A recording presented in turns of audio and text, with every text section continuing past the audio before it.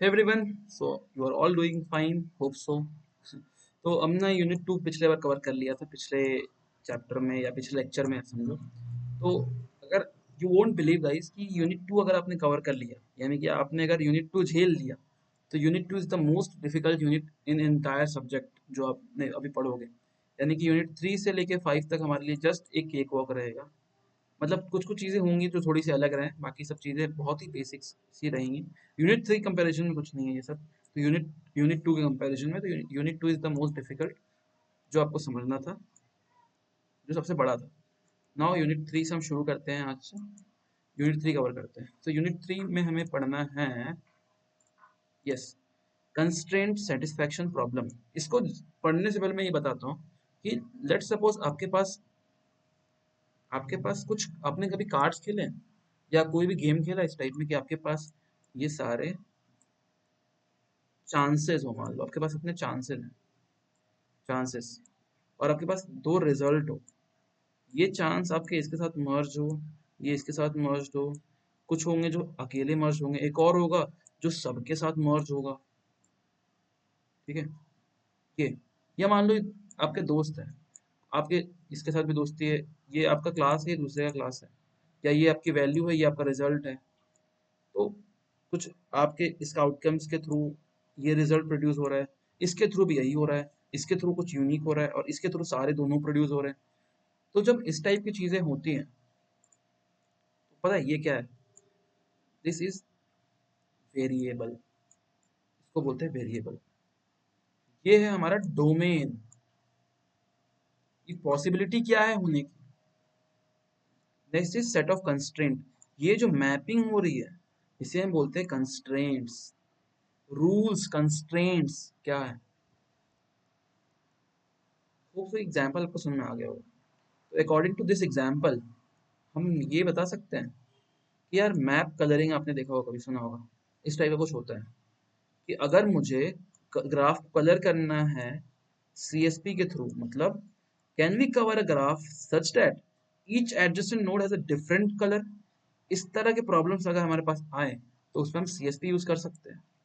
Like उससे possibility बनेगी, हमारे पास वेरिएबल है WANT SCQ, इस टाइप में डोमेन्स है रेड ग्रीन ब्लू, कंस्ट्रेंट्स है एडजेसेंट स्टेट्स है must have the same colour, ये कंस्ट्रेंट है हमारा। तो हम हर कंडीशन के साथ कंस्ट्रेंट को चेक करेंगे, क्या ये कंडीशन सेटिस्फाई हो रही है तभी एग्जीक्यूट करेंगे। इस तरह से हम पॉसिबिलिटी के थ्रू एक ग्राफ को कलर कर सकते हैं यूजिंग CSP एल्गोरिथम, CSP के थ्रू। कंस्ट्रेंट सेटिस्फैक्शन प्रॉब्लम यही है कि किसी कंस्ट्रेंट के हिसाब से आपको किसी प्रॉब्लम को सेटिस्फाई करना है, बस। Next is local search in CSP। अब इसमें लोकल सर्च के हेल्प ले सकते हो। Local search start with complete assignment and tries to fix the conflicts, मतलब fix the conflict, minimum conflict heuristics. यानी कि choose a variable that is a conflict, that is in conflict, again the value of minimize conflicts. यानी कि देखो, simple है यार, बहुत simple है। देखो, मैंने सब आपको एग्जांपल बताया था। इसमें मान लो ये एक आंसर को पॉइंट कर रहा है, और ये भी उसी आंसर को पॉइंट कर रहा है, और कंस्ट्रेंट है कि एक ही आंसर हो सकता है। इसको बोलते हैं कन्फ्लिक्टिंग स्टेटमेंट। तो इसमें क्या है, ह्यूरिस्टिक्स के बेसिस में हम इस कन्फ्लिक्टिंग स्टेटमेंट को मिनिमाइज कर देंगे, ताकि जो कन्फ्लिक्टनेस हो वो मिनिमाइज हो जाए। वो हम लोकल सर्च के हेल्प से करेंगे। इसे हम बोलते हैं मिनिमम ह्यूरिस्टिक्स, लोकल सर्च के हेल्प से। ये choose a variable that is a conflict, जो वेरिएबल कन्फ्लिक्ट कर रहा है, या तो ये कर रहा है तो ये कर रहा है, assign the value that minimize the conflict. अब या तो मैं इसकी वैल्यू इसको हटा दूंगा, या तो इसको हटा दूंगा, दोनों में से किसी एक को हटाऊंगा ताकि कन्फ्लिक्ट खत्म हो जाए। तो ये इफिशियंट लार्जर प्रॉब्लम्स के लिए, लाइक एनक्वींस प्रॉब्लम के लिए, एनक्वीन प्रॉब्लम के लिए एफिशिएंट है। लाइक फॉर एग्जांपल एनक्वीन में क्या होता है बताता हूँ। लाइक अगर इसने इस पाथ को इसमें बनाया, और ये हमें पाथ मिल गया 1, तो ये दूसरा भी अगर इसको पॉइंट कर रहा है ना, तो इसको हम हटा देंगे, जो लास्ट में है उसे हम हटा देंगे, और बोलेंगे तू भाई तू बैक ट्रैक कर, और तू देख क्या क्या तेरा ये रिजल्ट सेम आ रहा है। अगर तेरे रिजल्ट सेम नहीं आ रहा, क्या पता तूने कहीं इधर पॉइंट करना था, तेरा आंसर गलत आ गया, तू इसको पॉइंट करने लगा। यानी कि मैंने क्या बोला, तू बैक ट्रैक कर और अपने जो तूने सॉल्यूशन निकाला उसको रिव्यू कर। That is application of N queen problem. इसमें भी यही होता है कि हमें क्या होता है, जो हमारी क्वीन होती है उसे ऐसे जगह प्लेस करना पड़ता है जहां से वो स्ट्रेट और डायगोनली दोनों मूव कर सके। इस टाइप का एनक्वीन प्रॉब्लम में होता है। अगर वो मूव नहीं कर सकती तो हम उसे बैक ट्रैक करते हैं, और जहां कर सकती है वहां इंप्लीमेंट करने का ट्राई करते हैं। Works when a solution is a well known to exist. similar thing. Next thing is most important in this unit, that is adversable search. Adversable search समझने से पहले बिना पहले थ्योरेटिकल बकबक करने से पहले मैं आपको समझा देता हूँ बेसिकली है क्या एडवर्सेबल सर्च। आप कोई चेस का गेम खेलते हो, चेस का गेम खेलते हो ना, तो प्लेयर 1 है, प्लेयर 2 है, ये ऐसा समझो। ये एक है मैग्नस कार्लसन, चेस का गेम चल रहा है, और एक है हर्ष।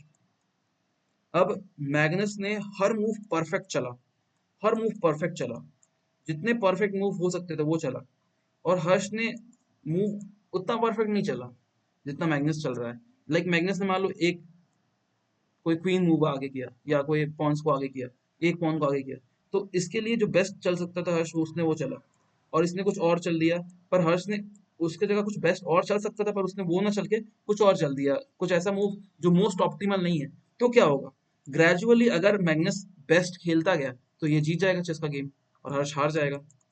ये होता है जनरल सिनेरियो।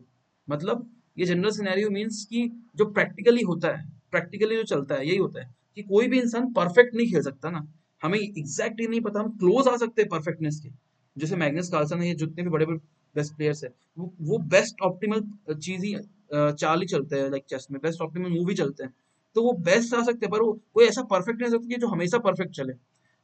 तो अगर हम ऐसा करें कि यार सेम चेस का गेम है और जो दो प्लेयर्स है दोनों परफेक्ट चले, मतलब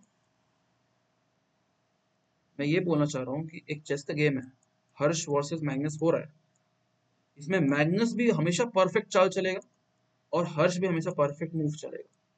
तो इन दोनों, अगर ये दोनों कंडीशन सेटिस्फाई हो जाए तो गेम में मजा नहीं आ जाएगा, आ तो जाएगा। अब देखते हैं वो कैसे होगा और मैं क्या बोलना चाह रहा हूँ। तो used when two players in the game compete, ठीक है, लाइक चेस हो सकता है, टिक टैक टो हो सकता है। इन्वायरमेंट, इन्वायरमेंट क्या है, डिटर्मिनिस्टिक, यानी कि एक डेटा, मतलब चीजें डिटर्मिनिस्टिक हो, ऐसा नहीं कि हवा में चीजें हो रही हो, एक गेम खेल रहा है दूसरा चेस चेस में दो लोग खेल रहे हैं और तीसरा जीत गया, डिटर्मिनिस्टिक। मतलब कुछ भी हो तो लॉजिक हो उसमें, डिटर्मिनिस्टिक हो। फुल्ली ऑब्जर्वेबल मीन्स ऐसा भी नहीं हो कि यार कौन को एक मूव चलना होता है 10 मूव चल दिया। ऑब्जर्वेबल कि सब चीजें का कंस्ट्रेंट डिफाइंड है। टर्न बेस्ड में कि सबको बराबर के टर्न मिले, पहले उससे चला मैंने चला, बराबर का टर्न मिले। Zero sum game means one player gain is another's lose, एक जीता तो दूसरे का हार हुआ। ये सारे अगर आपके पास कंडीशंस सेटिस्फाई हो जाए, जिसको हम प्यार से इन्वायरमेंट बोलते हैं, जिसको हमने यूनिट 1 में पढ़ा था इन्वायरमेंट, अगर ये सारे इन्वायरमेंट आपके सेटिस्फाई कर जाए, दैट इज एडवर्सेबल सर्च। और एडवर्सेबल सर्च का एग्जांपल आप देख सकते हो इस टाइप में। तो एक गेम सिनेरियो एडवर्सेबल सर्च करें तो ये जो अब मैंने चीजें बताई थी, एक एनवायरनमेंट का सिनेरियो क्या हो सकता है वो देख सकते हो, ये तो गेम सिनेरियो, ये डिफरेंटली अलग चीज है। सो इससे क्या होगा, मैंने जो आपको एग्जांपल दिया था, अगर दोनों लोग परफेक्ट खेले, दोनों लोग अगर परफेक्ट खेले, लाइक हर्ष वर्सेस मैग्नस हो, अगर दोनों लोग परफेक्ट खेले तो ये गेम कहाँ तक जाएगा वो हम आगे डिस्कस करेंगे। फिलहाल इतना समझ गए ना कि एड्रेसेबल सर्च में एनवायरनमेंट क्या होता है, ठीक है, हम आगे डिस्कस करते हैं। Optimal decision and strategies in game. An optimal decision is one that maximizes the player's choice of winning and assumptions to the opponent plays optimally। यानी कि ऑप्टिमल सर्च यही है कि हम ये अज्यूम करते हैं कि सामने वाला अपना बेस्ट प्लेयर के चांसेस मैक्सिमाइज हो, और अज्यूम करते हैं कि ओपोनेंट जो हो ऑप्टिमली खेले उसके, जैसा मैंने अभी बताया था कि agent must explore the game trees and evaluate the possible moves. अब जैसे मैं बताता हूँ आपको एड्रेसेबल सर्च और इसमें डिफरेंस। यहाँ से चीजें थोड़ी समझने वाली है, थोड़ी सी चीजें समझो, बस ये दो पॉइंट है जो मोस्ट इंपॉर्टेंट है इस पूरे यूनिट में। दो सिनेरियो लूंगा बस मैं, दो, एक वही हर्ष मैग्नस और दूसरा है हर्ष मैग्नस। या चलो चेस के, बहुत लोगों को चेस नहीं पता ना, तो मैं चेस का एग्जांपल ही हटा देता हूँ। I will take example of routing system. पहले मैं बात करता हूँ इसका, एडवर्सेबल का। तो एडवर्सेबल के पास मैं, ये मेरा स्टार्टिंग पॉइंट है, मेरे को यहाँ जाना है, एक इस पॉइंट पे जाना है, फिर मेरे को यहाँ से यहाँ जाना है, या तो मेरे को डायरेक्टली यहाँ जा सकता हूँ मैं, या तो मैं ऐसे भी जा सकता हूँ। ठीक है, और सेम चीज मेरे पास इधर भी है, क्या मैं इसको कॉपी कर सकता हूँ? चलो सेम चीज मेरे पास यहाँ भी है, ऐसे जा सकता हूँ, ऐसे जा सकता हूँ, ऐसे जा सकता हूँ, ऐसे जा सकता हूँ। तो देखो, जो एड्रेसेबल सर्च होता है वो लोकली चीजों को देखता है। इसमें टू प्लेयर कॉम्पिटिट कर रहे हैं, चेस गेम, टिक टैक, ये तो ठीक है, ये चीजें मैं आपको बता दी, मैंने आपको बस एक फील देने के लिए बता रहा हूँ कि एड्रेसेबल सर्च और ऑप्टिमल सर्च, जो ऑप्टिमल डिसीजन मेकिंग है, इसमें क्या डिफरेंस है। तो एड्रेसेबल सर्च क्या बोलता है कि जो फर्स्ट प्लेयर है वो सबसे ऑप्टिमल मूव चलेगा। तो ऑप्टिमल मूव क्या होगा इसका, फर्स्ट प्लेयर सबसे ऑप्टिमल मूव चलेगा। तो ये डिस्टेंस मान लो 5 किलोमीटर है, ये डिस्टेंस मान लो 6 किलोमीटर है, ये डिस्टेंस मान लो 7 किलोमीटर है। तो इसके लिए ऑप्टिमल मूव होगा ये 5 किलोमीटर जो इसने चला, और फिर यहाँ पहुंच गया, तो ये 5 में ऑब्वियसली 5 चलेगा।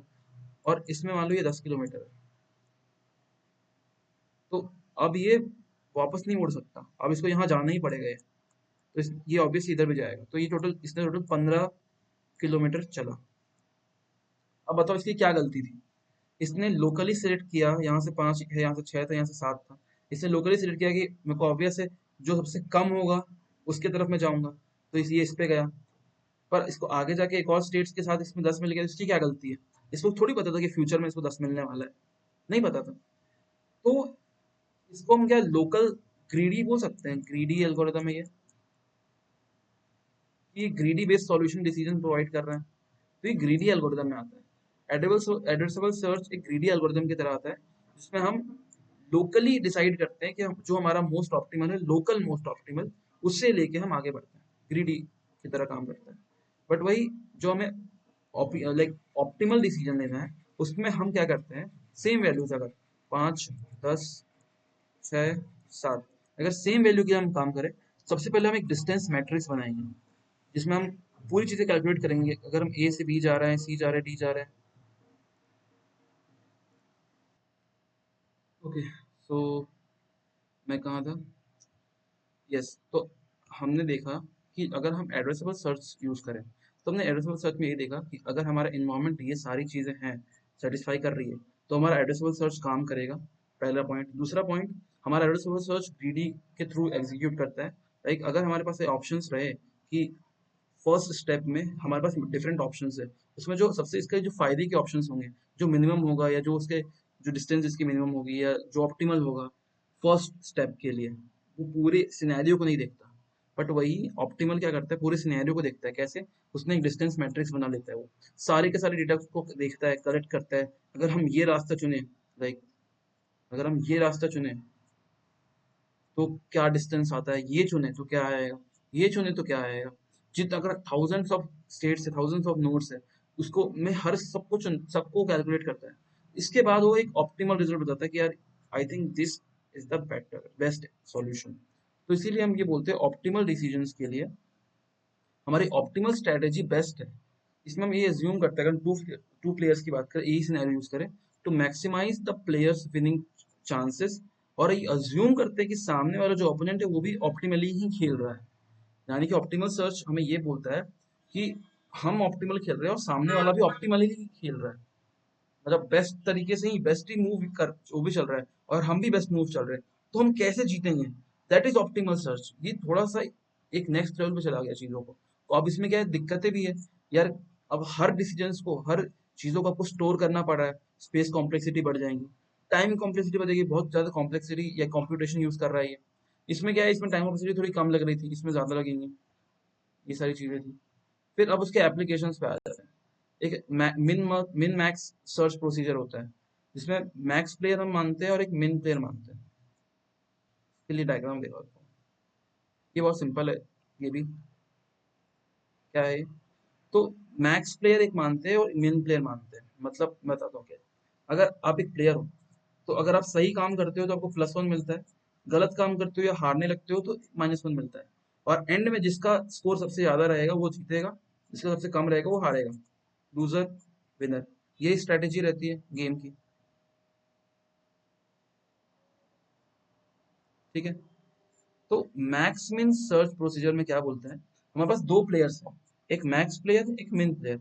मैक्स प्लेयर हमेशा मैक्सिमाइज करना चाहेगा स्कोर को, मिन प्लेयर हमेशा मिनिमाइज करना चाहेगा स्कोर को। ठीक है, अब अगर हम इसको मिन मैक्स ट्री स्ट्रक्चर बनाएं, मिन मैक्स की हम बात कर रहे हैं, तो पहला क्या होगा, पहला मैक्स, फिर मिन, फिर मैक्स। मल्टीपल लेवल्स में बताता हूँ क्या हो रहा है। Terminal nodes are scored based on game outcomes, backtrack values using max max root cost.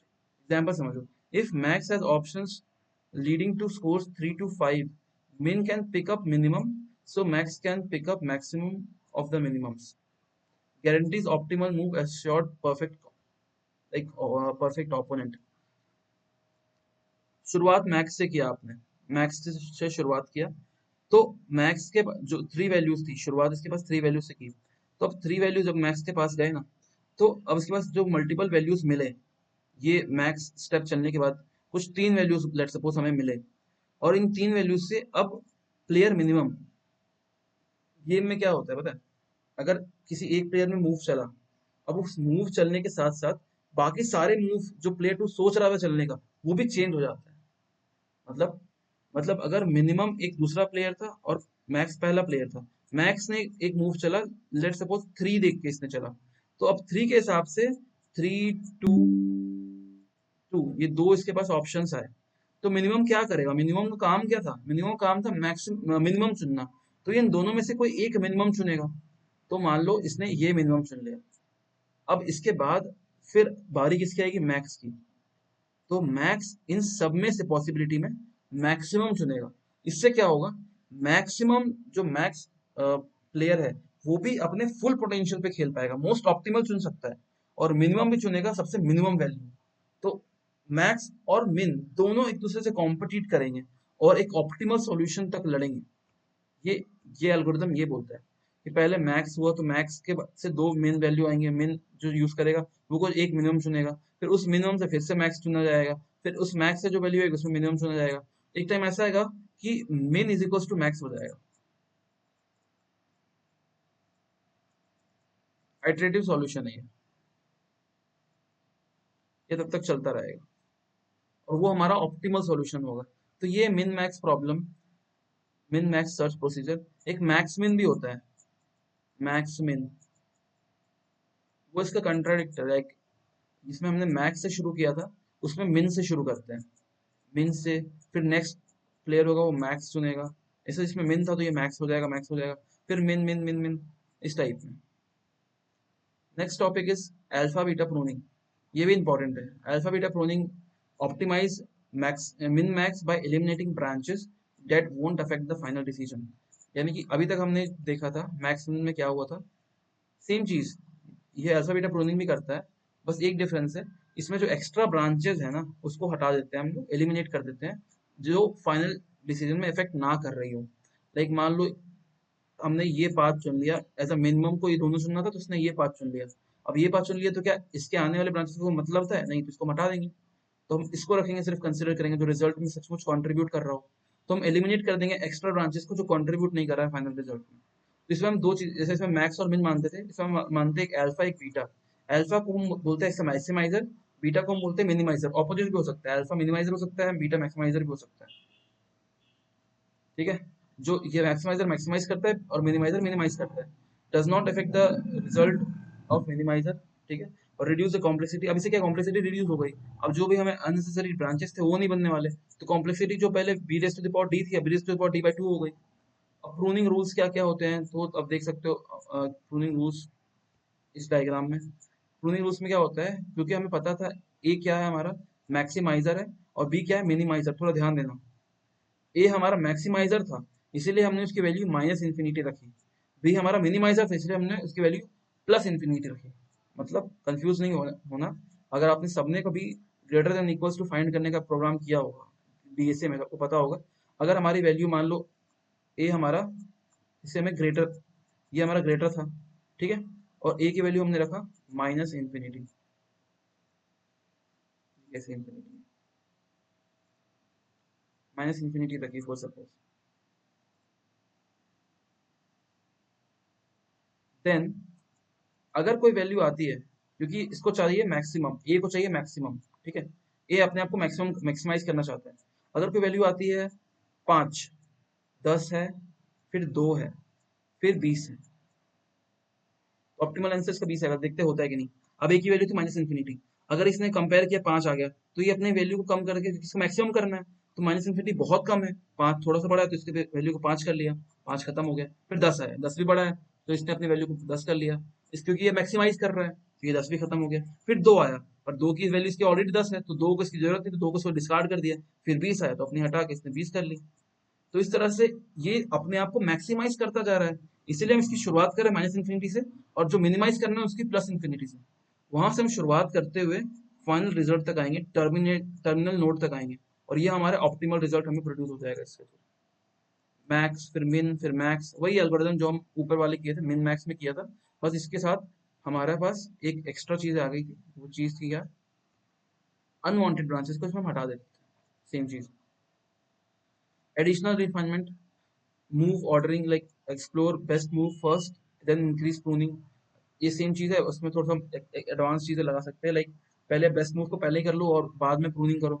That is also good method, मतलब रिफाइनमेंट कर सकते हैं। Cut off, limit the depth of the search tree, like जैसे limited DFS में था कि जैसे इसमें हम यहाँ तक कर रहे थे, तो अगर हमें पता है कि इस ई में हमारा रिजल्ट आ रहा है, तो हम इसके डेप्थ को सेट कर देंगे कि आप यहीं तक डेप्थ रखो, या यहाँ तक मैक्सिमाइज कर लो। नहीं तो ये जनरली में अगर बहुत ज्यादा डेप्थ तक सर्च करेगा, तो इसको हम डेप्थ को मतलब बेसिकली लिमिट कर सकते हैं, अपने कंस्ट्रेंट सेट कर सकते हैं। कुल मिला के मोटिव यही है कि हम अपने एफिशिएंसी को, जो हमने ये प्रोग्राम चल रहा है उसको बढ़ाना चाहते हैं। ट्रांसपोजिशन प्रॉबल टेबल्स को हम रीवैल्यूएट कर सकते हैं। और लास्ट टॉपिक हमारा है आइटरेटिव डीपनिंग। आइटरेटिव डीपनिंग को हम आईडी बोलते हैं, आईडी स्टार भी बोलते हैं, IDA star, iterative deepening algorithm. ये कैसे वर्क करता है, तो इससे पढ़ने से पहले आप मैं बेसिक बता देता हूँ आपको। आइटरेटिव डीपनिंग होता है combination of depth first search and breadth first search. Breadth first search और डेप्थ फर्स्ट सर्च, इसके फायदे क्या थे। डेप्थ फर्स्ट सर्च का फायदा ये था कि ये फास्ट था, ठीक है? इसका फायदा था, इसका नुकसान था ये स्लो था। बट ये ऑप्टिमल था, कंप्लीट था, ये ऑप्टिमल नहीं था। और ये ऑप्टिमल था, ये कंप्लीट था, ये सॉल्यूशन देता था, ये कंप्लीट भी नहीं था। क्या होता अगर मैं दोनों को मिला दूं, तो बनेगा ये आइटरेटिव डीपनिंग। बस, तो जो सारे पॉजिटिव पॉजिटिव पॉइंट्स थे वो इसमें आएंगे। Start with the depth, increase with the step by step DFS level पे। कुछ इस टाइप में इसका ऑपरेशन होता है आइटरेटिव डीपनिंग का। लाइक आपने यहाँ से शुरू किया, ठीक है, यहाँ से आप क्या करें, सबसे पहले फर्स्ट लेवल में आप लेवल वाइज चल रहे हो, यानी कि DFS approach use, BFS use करो, लेवल वाइज लेवल चल रहे हो। फर्स्ट अप्रोच ने आपने लेवल 2 तक में एक वेरिएबल यहाँ तक पहुंचा है, फिर अब वापस गए, फिर यहाँ तक पहुंचा है, इस टाइप में। फिर आपने लेवल बढ़ा दिया 3 तक, तो अब पहले यहाँ तक जितना था, अब आप डेप्थ फर्स्ट सर्च यूज करोगे। एक यहाँ जाओगे, देखो एक यहाँ पहुंचे, फिर ऊपर गए, फिर एक यहाँ ले आओगे, यहाँ ले आए। मतलब आप आगे बढ़ रहे हो डीएफएस से डेप्थ के थ्रू, लेकिन पूरे अंदर नहीं जा रहे। एक लेवल तक डेप्थ के थ्रू गए, उसके बाद आपने ब्रेथ के थ्रू एक्सपैंड किया। तब तक एक्सपैंड किया जब तक ये पूरी चीजें आ नहीं गई। फिर आप गए लिमिट 3 में, यहाँ थे, ठीक है, फिर यहाँ से यहाँ पहुंचे, फिर अब यहाँ पहुंचोगे, देखो यहाँ पहुंच गए, फिर यहाँ से वापस गए, फिर इसको एक्सप्लोर किया, फिर यहाँ से वापस गए, इधर गए, इतना जाने के अलावा यहाँ पहुंचे, फिर डेप्थ में फिर एक्सपेंड किया, यहाँ पर देखो डेप्थ में पहुंचे, फिर ये दोनों पहुंचे, फिर वापस गए, फिर यहाँ से आने के बाद इसको डेप्थ में, फिर इसको डेप्थ में एक्सपेंड करोगे, देखो इन दोनों को डेप्थ में एक्सपेंड किया। पहले इसको डेप्थ, मैंने बोला ना कि यहाँ यहाँ पहुंचने के बाद अब यहाँ तक पहले डेप्थ तक एनालाइज किया आपने, इस डेप्थ तक पहुंचे, फिर वापस आके यहाँ तक, फिर वापस आके यहाँ, फिर डेप्थ तक, फिर ऊपर, फिर यहाँ। इस टाइप का ये एल्गोरिथम बीएफएस और डीएफएस के कॉम्बिनेशन में चलता है, आइटरेटिव डीपनिंग सर्च। और ये इसका समरी टेबल जो मैंने बना रखा है, तो देख सकते हो।